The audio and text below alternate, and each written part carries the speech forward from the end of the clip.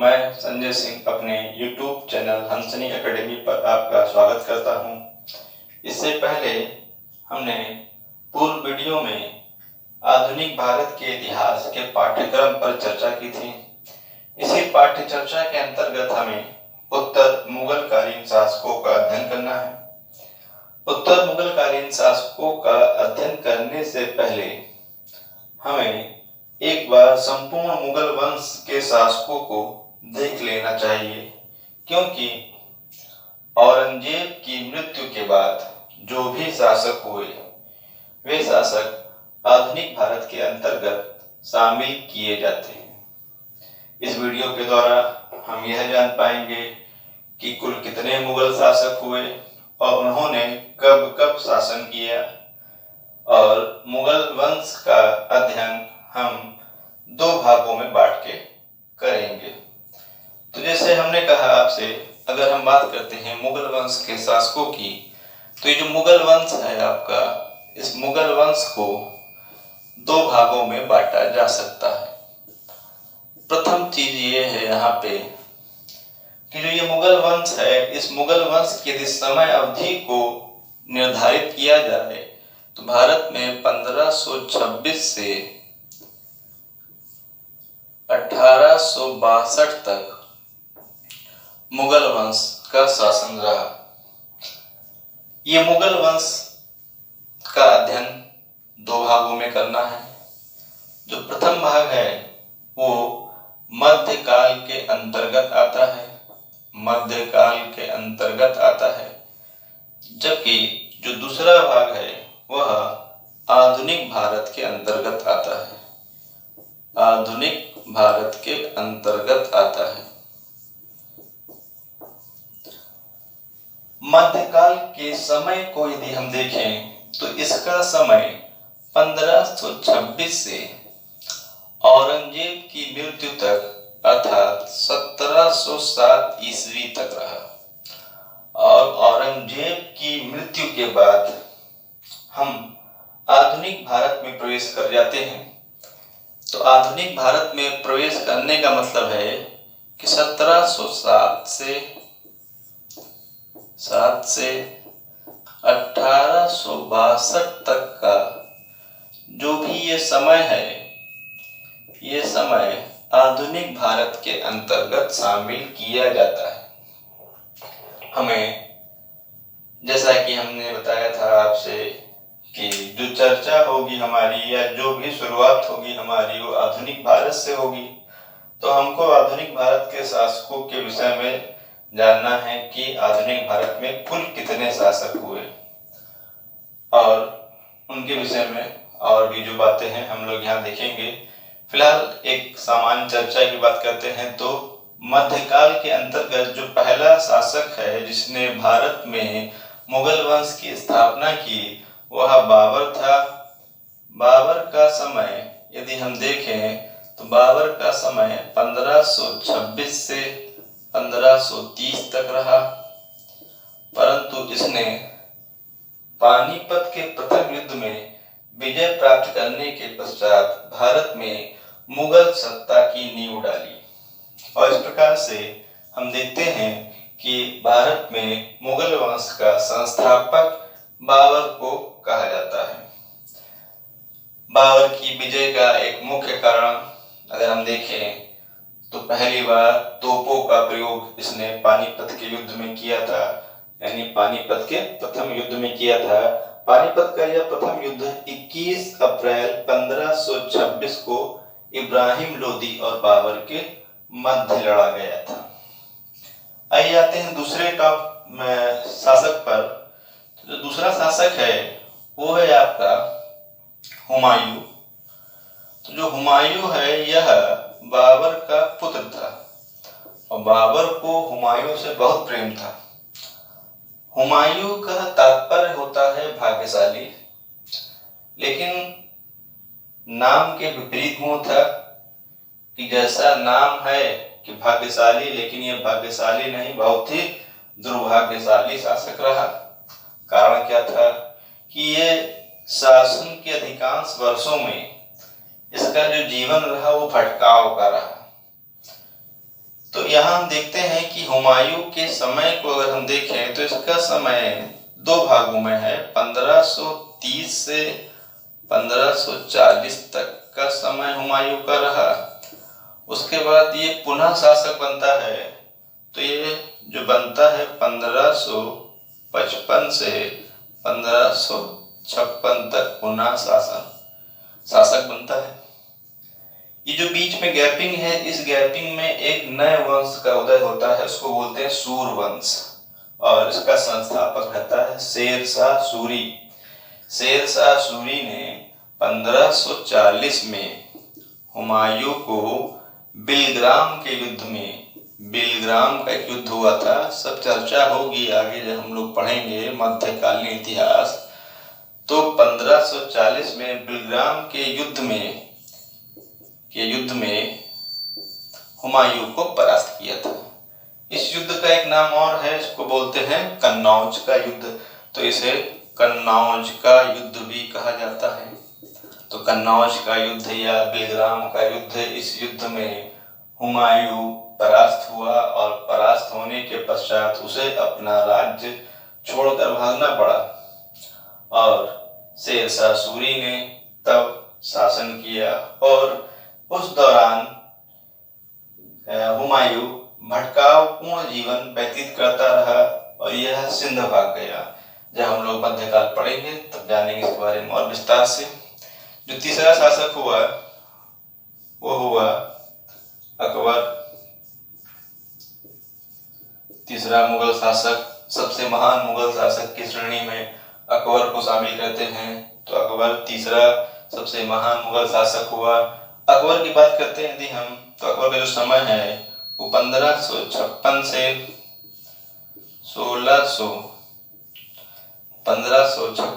1605 ईस्वी तक रहा। 1605 ईस्वी तक रहा।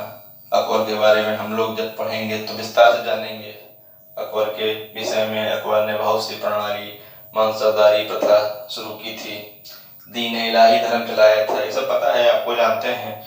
फिलहाल विस्तार से बात करेंगे जब मध्यकाल पढ़ेंगे। चौथा जो आपका आता है अकबर के बाद जहांगीर आता है। जहांगीर का जो समय रहा वह 1605 ईस्वी से 1627 ईस्वी तक था। 1627 ईस्वी तक था, यानी 1605 से 1627 ईस्वी तक जहांगीर का शासन रहा। जहांगीर ने एक सोने की जंजीर लगवाई थी जिसको जंजीर अदली कहते थे, और ये जंजीर अदली जो है इसको न्याय की जंजीर के रूप में जाना जाता है। आते फिलहाल आगे, जहांगीर के बाद जो शासक होता है वो आपका शाहजहां होता है। शाहजहां का वास्तविक नाम खुर्रम था। शाहजहां का जो समय है वो 1627 से 1658 तक रहा। 1658 तक शाहजहां का समय रहा। 27 से 58 तक, 1627 से 1658 1658 तक शाहजहां का समय रहा। और शाहजहां के बाद जो शासक बनता है वो औरंगजेब बनता है। तो अगर हम देखें आगे इसी में और कि जो औरंगजेब है, अगर हम इसकी बात करते हैं तो जो औरंगजेब का समय है वो समय, औरंगजेब का जो समय है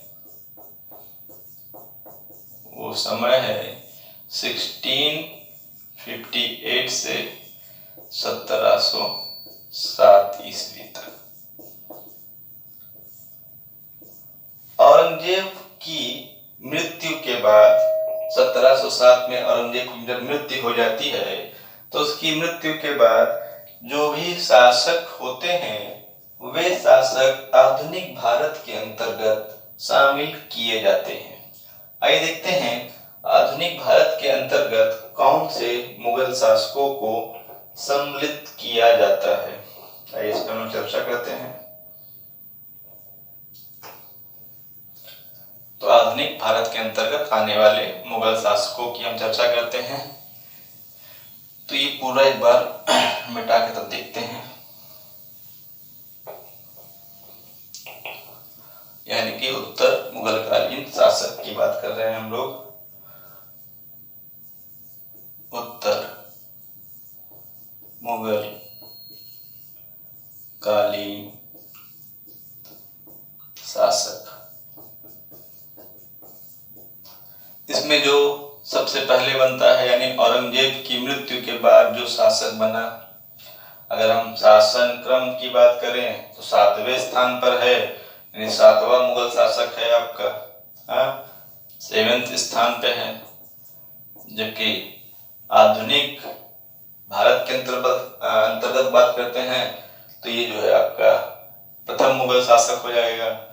तो अगर आपसे कहता है कि आधुनिक भारत के अंतर्गत शामिल होने वाला प्रथम मुगल शासक कौन है, तो बहादुर शाह प्रथम है। तो बहादुर शाह प्रथम, बहादुर शाह प्रथम है।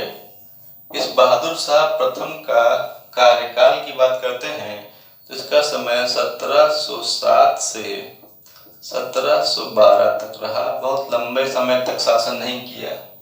वृद्धावस्था में गद्दी पर बैठा था, 63 वर्ष की आयु में गद्दी पर बैठा था ये। अभी हम लोग इसके बारे में चर्चा करेंगे आगे, तब पढ़ेंगे। दूसरा जो शासक है आपका, इसके बाद जो मुगल काल का सबसे अयोग्य शासक बोलते हैं, सबसे अयोग्य शासक रहा, वो था जहांदार शाह। जहांदार शाह, तो जहांदार शाह जो था आपका, अगर हम इसकी बात करते हैं तो इसका समय 1712 से 1713 तक रहा, यानी केवल 1 वर्ष ही ये शासन कर पाया। 1712 से 1713 तक का इसका समय रहा। तीसरा जो शासक है आपका जहांदार शाह के बाद जो आता है वो है फर्रुखसियर।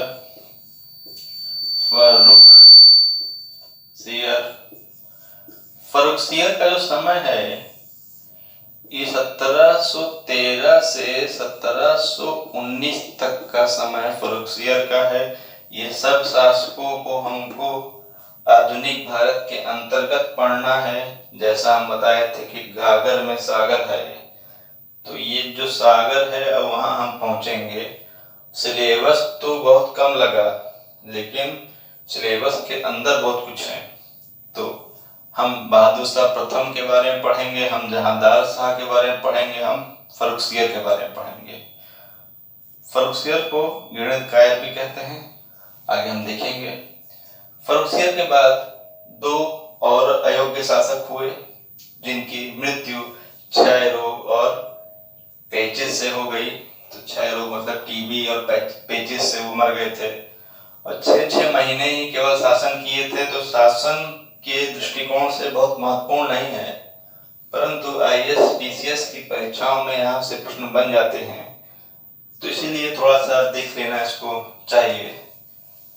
तो यहाँ एक बनता है आपका जो शासक था रफी उद दरजात, ये शासक बनता है। और एक बनता है आपका रफी उद्दौला। रफी उद्दौला, तो रफी उद्दौला का एक नाम और है, शाहजहां सेकंड कहते हैं इसको, शाहजहां सेकंड।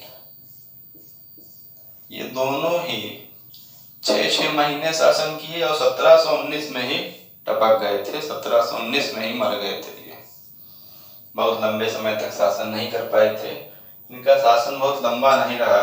इस प्रकार से 6 महीने मात्र शासन किए, इसके बाद ये मृत्यु हो गई इनकी। उसके बाद जो रफी उद्दौला का शासक बनता है, 6ठा नंबर का शासक है आपका। ऐसे देखा जाए तो 7 के बाद 8, 9, 10, 11, 12वें क्रम पे आपका ये आता है। तो क्रम के आधार पे क्या है, 12वें स्थान पे है आपका। तो ये कौन था आपका, ये था मोहम्मद शाह। मोहम्मद शाह का जो समय है, अगर हम इसकी बात करते हैं तो 1719 से 1748 तक का इसका शासन था। इसको रंगीला बादशाह के नाम से जाना जाता है। क्या बोलते हैं? रंगीला बादशाह बोलते हैं। क्यों बोलते हैं? चर्चा का विषय है, आगे चर्चा की जाएगी तब जानेंगे। तो ये मोहम्मद शाह को पढ़ना है हमको जहांदार शाह के बारे में पढ़ना है, बहादुर शाह प्रथम, जहांदार शाह, फर्रुखसिया, रफीउद्दर्जात, रफीउद्दौला और आपका ये मोहम्मद शाह के बारे में पढ़ना है। और जो शासक हुआ आपका हम देखते हैं अहमद शाह है आपका, जिसका समय 1748 से 54 तक रहा। तो 7वां शासक कौन है आपका? अहमद शाह है। अहमद शाह समय क्या है? 1748 से 1754 ईस्वी तक का समय है इसका। तो 1748 से 1754 तक जो शासक रहा आपका वो था अहमद शाह। अहमद शाह के बाद हम लोग आगे बढ़ते हैं, आते हैं नेक्स्ट शासक पर, जिसको हम लोग मिटा देते हैं। तो अब अगर हम बात करते हैं क्रम की, तो 7, 8, 9, 10, 11, 12, 13 शासक हो गए। कितने हो गए? 13 शासक हम लोग देखे। 14वां शासक जो है आपका, उस पे आते हैं, वो कौन है आपका? 14 नंबर पे आते हैं। तो अहमद शाह के बाद जो आता है वो है आलमगीर सेकंड। कौन आता है आपका? आलमगीर सेकंड आता है। तो अब 7 के बाद 8 नंबर आलमगीर सेकंड। इसका समय की बात करते हैं तो इसका समय 1754 से इसका जो समय था वो 1759 तक था। 1759 तक, 1754 से 1759 तक का जो समय है वो आलमगीर सेकंड का समय रहा। एक एग्जाम में क्वेश्चन बना था कि प्लासी का युद्ध जब हुआ, कब हुआ था? 1757 में। तो 1757 में जब प्लासी का युद्ध हुआ तो उस समय मुगल शासक कौन था? तो कौन था? आलमगीर सेकंड था। अगर आलमगीर सेकंड है तो क्या आलमगीर फर्स्ट भी है? हाँ, आलमगीर फर्स्ट भी है। किसे बोलते हैं आलमगीर फर्स्ट? आलमगीर फर्स्ट किसका नाम है? औरंगजेब का नाम था आलमगीर फर्स्ट। औरंगजेब को आलमगीर फर्स्ट भी कहा गया है। आइए चलिए आगे चलते हैं। 9 नंबर आते हैं। आलमगीर के बाद जो शासक बना वो बना शाह आलम द्वितीय। शाह आलम द्वितीय।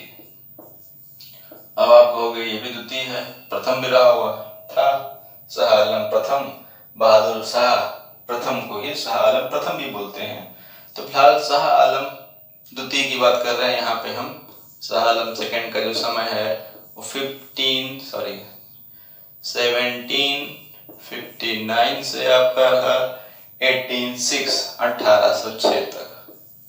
1806 ईस्वी तक का समय रहा शाह आलम द्वितीय का। इसके समय की सबसे महत्वपूर्ण घटना की बात करते हैं तो वो था बक्सर का युद्ध। क्या था? बक्सर का युद्ध इसके समय की सबसे महत्वपूर्ण घटना है, बक्सर का युद्ध। यह युद्ध या यह तथ्यात्मक जानकारी जो होती है आपकी छोटे मोटे परीक्षाओं में पूछी जाती है।